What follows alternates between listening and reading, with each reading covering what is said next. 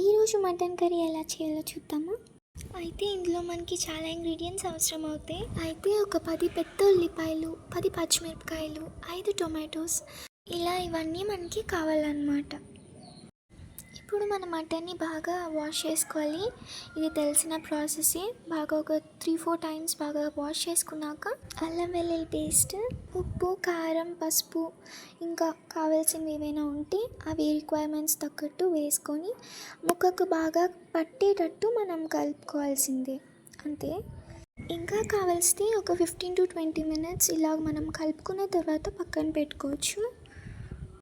అయితే ఇలా కలుపుకున్న మటన్ ఏదైతే ఉందో అది మనం కుక్కర్లో పెట్టుకొని ఉడికించుకోవాలి. ఎందుకంటే నార్మల్గా ఉండేదానికన్నా దీంట్లో మనకి పీసెస్ కొంచెం బాగుంటాయి. అయితే కొంచెం అల్లం వెల్లుల్లి పేస్ట్, కొంచెం ఉప్పు, కొంచెం నూనె, కొంచెం పసుపు, కొంచెం కారం వేసుకొని 4 విజిల్స్ వచ్చేంత వరకు ఉడికించుకోవాలి. అయితే ఇప్పుడు మనం టొమాటో అండ్ ఉల్లిపాయ చిన్న చిన్నగా ఇలా కట్ చేసుకొని ఇంకా వేసుకోవాలి. స్టవ్ ఆన్ చేసుకొని ఆయిల్ వేసుకున్న తర్వాత ఇలా ఉల్లిపాయలు వేయించి కాసేపటికి టొమాటోస్ వేసుకోవాలి. టొమాటోస్ ఎప్పుడైతే దగ్గరకు అవుతాయో అయ్యేంతవరకు మనం ఇంకా ఆగాలి. ఇప్పుడు ఉడికించిన మటన్ని వేసుకోవాలి.